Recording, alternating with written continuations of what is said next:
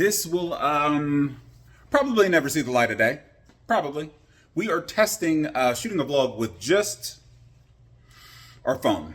So old school guerrilla style vlog tactics using just the phone. No fancy jancy expensive camera. We're gonna see how this thing turns out. That being said, let's get the hell out of here. Let's head to the Encore. Let's get some 2.5 in. Probably not a long session, just enough to get my beak wet with the phone vlog. So we're here. We made it here to the Encore, and this is really going to be the test of this camera. Low light situations and how it holds up. So far, so good though. I'm actually quite impressed. Impressed or not, we got some 2.5 ahead of us. 2.5 at the Encore.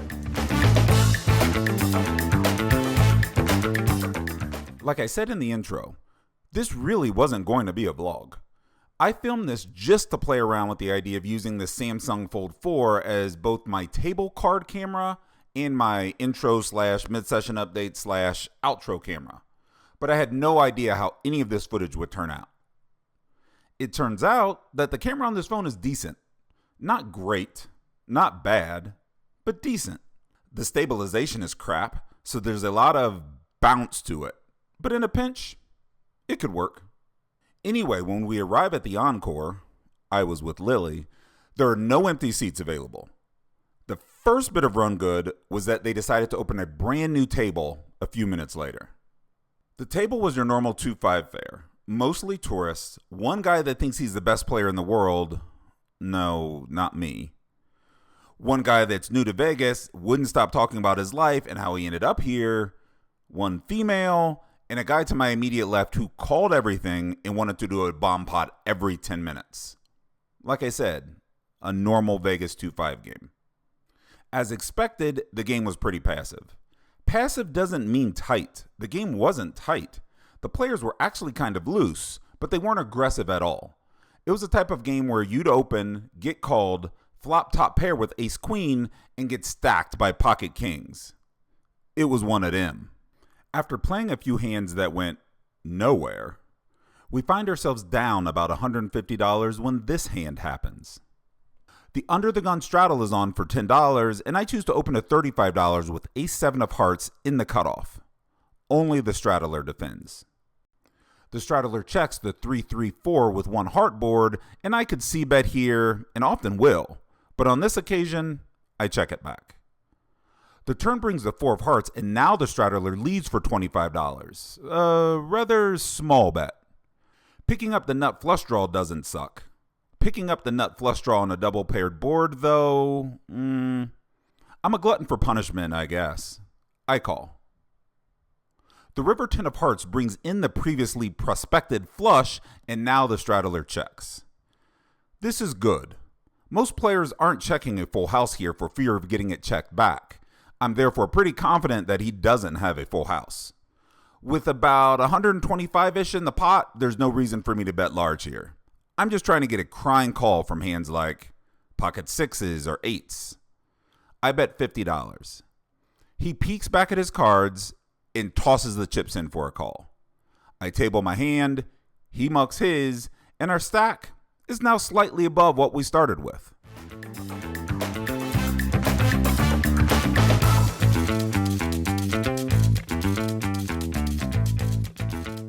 Same orbit, a few hands later, I pick up pocket 10s in the low jack, and again make it $35 in a straddle pot. And again, the only action I get is from the straddler himself.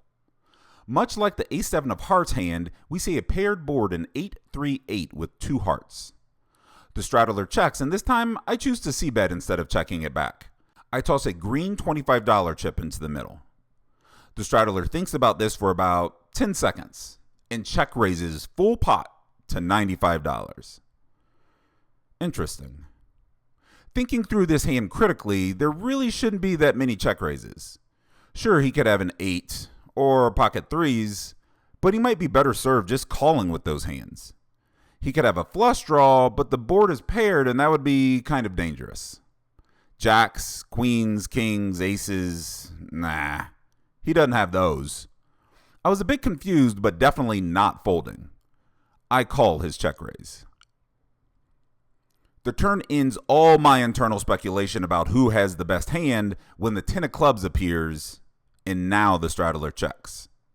What the hell is that? Why are you checking? I thought you wanted to fight. Well, I'm not checking. I bet $110 and he goes into the tank again. I'm hoping that he still has that same check-raising energy that he had on the flop, but he doesn't. He only calls.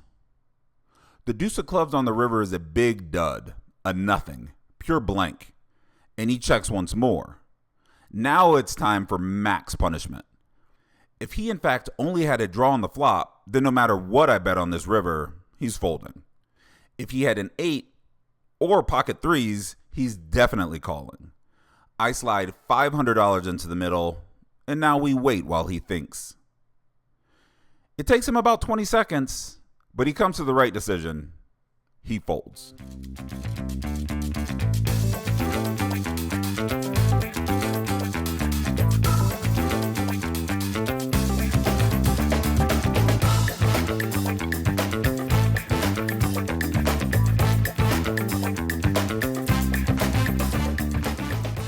The game was good.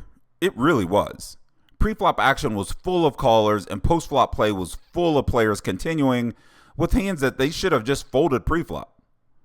Unfortunately for me though, I wasn't picking up many hands that had warlike qualities to them. I was looking down at a ton of garbage. So we wait.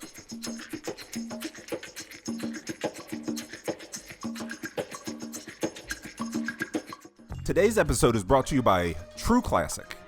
I actually removed a couple of the normal YouTube ads in order to get this message to you guys. Let's talk about t-shirts. If you've ever tried to replace one of your favorite t-shirts, you know the experience is just horrible. Most t-shirts are either too tight in the midsection or way too big and boxy, leaving you looking kind of ridiculous. This is where True Classic comes in. True Classic tees taper off towards the bottom, but they fit tighter around the chest and shoulders, which is perfect. So not only are you finally getting a quality tee made for real guys, but the first thing you'll notice is how soft it is. When you're out there grinding an extended session and sitting there folding for hours, you know how important it is to feel comfortable. But get this, True Classic doesn't just stop at tees. They have all the staples: polos, workout shirts, boxer briefs with a little pouch for your junk. I'm telling you, they have it all. I'm really trying to hook you guys up here. So say hello to True Classic, and for a limited time, get 25% off with the code JAMIN at trueclassic.com. Okay, now back to pokering. In this hand, there is no straddle, and in the under the gun, one player opens to $20. Reasonable. The low jack calls, the high jack calls, and the cutoff calls. The button folds as I look down at two black aces in the small blind. Hot damn. Definitely a hand we want to start getting value with right now, and we want to trim this field down to heads up if possible at the same time. Playing a 5-way pot with aces out of position doesn't sound enjoyable. We put in a 3-bet to $175. When the under the gun one player folds, I honestly just figured the hand was over. As the original opener, he's the only player that could possibly have a strong hand, right? I mean, if the callers had such strong hands, they would have raised themselves, right? Well, to my surprise, the under the gun one fold is followed by the low jack calling my raise. To say I'm confused is an understatement. The hijack and cutoff do fold, and we in fact head to the flop heads up. It's just not with the player I thought it would be. We see a flop of king of spades, jack of diamonds, deuce of spades.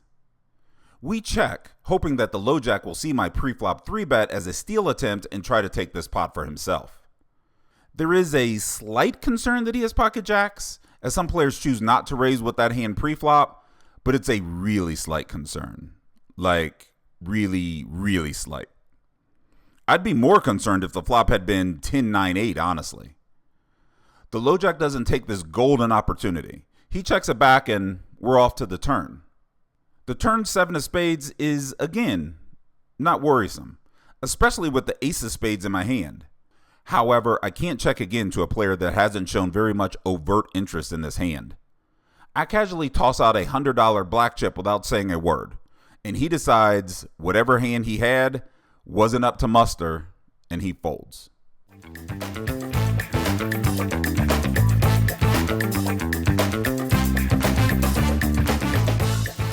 The very next hand after the aces, action folds around to yours truly on the button, and we look down at 2 queens. Well, that's fortuitous. Fortuitous doesn't mean what you think it means. You think it means lucky, don't you? It doesn't. It means accidental, like by chance. Fortuitous does not mean fortunate. Fortuitous is closer to serendipity than fortunate. Idiot. So here, in your little cute attempt to use big words, all you've done is execute a picture-perfect display of malapropism for your audience. You don't know what that means either, do you?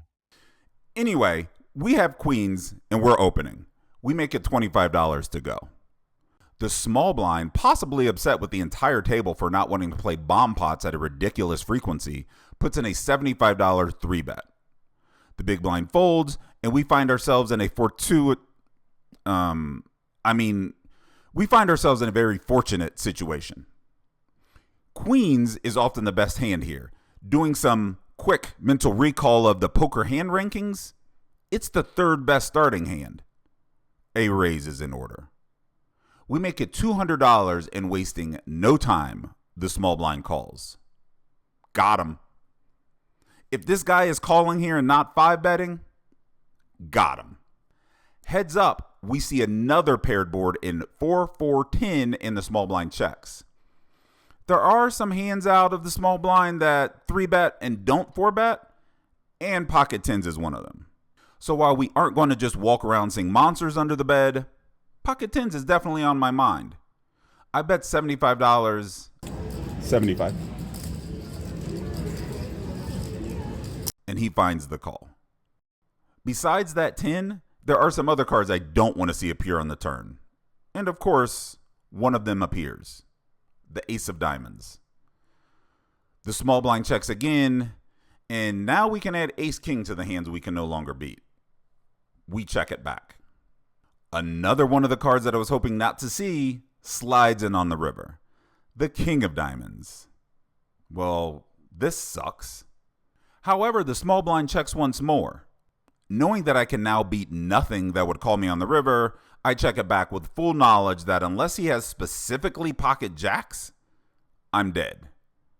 I table my hand and he raises his high in the air and drops it into the muck. Dodge the bullet there. I love the Turn and River. They were my favorite. Yeah.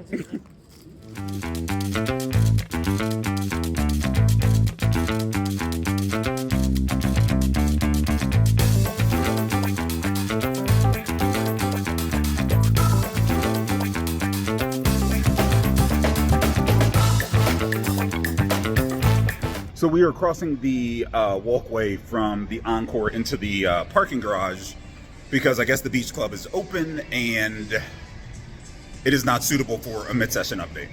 So we're going to do the parking garage mid-session update, and it's going to be a quick one because the game that I'm currently in is batshit crazy.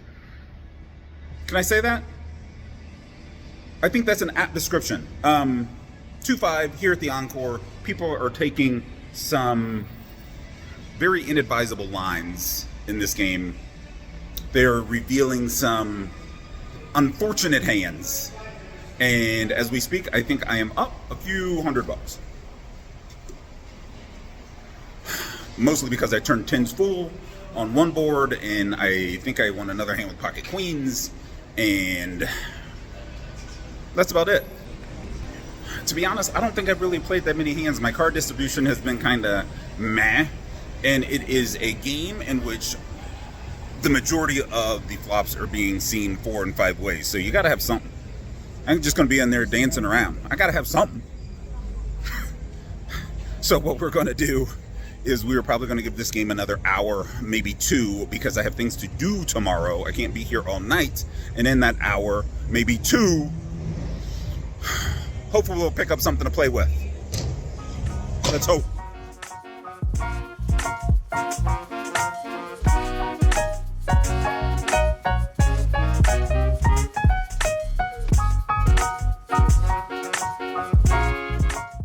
game remained good for the majority of my time there, although immediately after the mid-session update, I went on a little mini run of pocket pairs again. I have outs to someone's stack That were for the most part not profitable.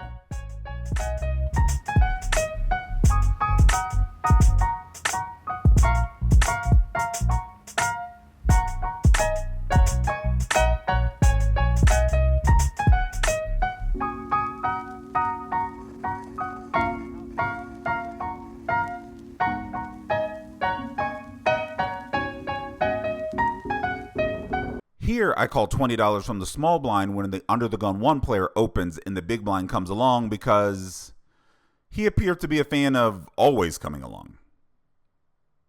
When we see the 6 deuce jack flop, both us blinds check and the original raiser continues, and then both us blinds fold. Not much to say about this hand except that it happened a few times before the poker gods ended up making things right with pocket 7s. In this hand, the under the gun 2 player opens to $20, the low jack calls, I call on the button, and you already know what the small blind does. He comes along. The 3 other combatants in this hand check after seeing the 10-8-7 rainbow board in action is now on me, the button. I like that I flopped a set, although obviously I wish that the board was a little bit less coordinated than it is. I'm not going to check this back. I bet $45, the small blind does what the small blind always does, and our other 2 villains exit this hand. The turn 4 spades puts 2 spades on the board and the small blind checks again. With action back on me, it's time to hopefully leverage the small blind's internal desire to want to always come along. We bet $115 into this $175-ish pot, and for once, the small blind doesn't come along. Like I said in the intro, this wasn't going to be a long session. We stayed in this game for about 2-3 hours before racking up and heading out. Okay, end of the night is here, and we are going to wrap up this vlog that maybe nobody will ever see. The game stayed crazy for a little bit after the mid-session update. I picked up a few more hands. I know for a fact there was one hand where I flopped a set of 7s and made a little bit of change. But other than that, not much. And it was time to wrap up the festivities, get in this automobile, and head home because I know I will be playing tomorrow at the Bellagio. As far as the details go, in for 15, out for 25.65. So good, a good session and a good game here at the Encore. And yes, it is hot as hell and I still have my hoodie on and I'm dying. So we are going to get in this car and go home. So if you like the vlogs, leave me a comment. I'll probably respond. Subscribe, hit the notification bell, all that other good stuff, and I will oh, you can see I will catch you later. I gotta figure out this phone vlogging thing. Bye. Y'all want to see all the outtakes, fun facts, and behind the scenes craziness? Well, here we go. We have made it here to the Encore, and honestly, this is gonna be the real test of this camera. The whole low light situation. With that said, we're gonna get in here, we're gonna play some 2-5, and hopefully we win all the money. Not just a little, all of it. To be honest with you, this footage will probably never see the light of day. This will probably never make it on the YouTube, and if it does make it on the YouTube, it turned out extremely, extremely well. Because I'm gonna shoot this entire vlog with just my phone. I've never shot an entire vlog with my phone. I've always used a Canon something. So we're gonna do this one with the phone, and we're gonna get the hell out of here, and we're gonna head to the Encore, and we're gonna play some 2-5. Most cameras, any camera, phone camera, iPad, whatever, can take good video in well-lit situations. As a melanated,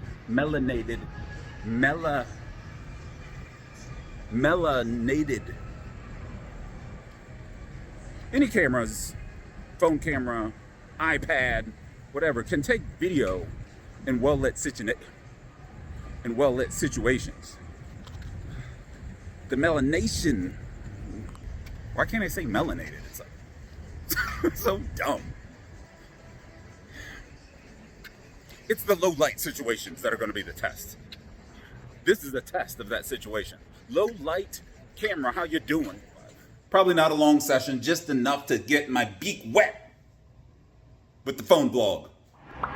Here we go again. And we're gonna get a session in today. Otherwise, why would I have this camera on?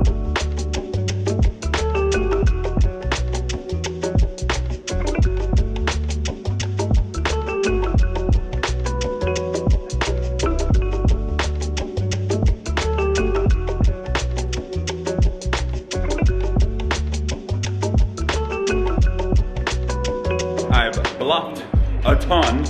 Some worked, some didn't.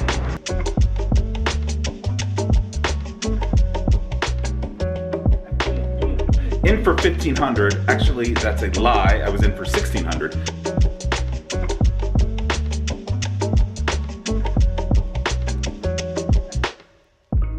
Mornings are the same. I don't wanna play this game. Let me go back to sleep.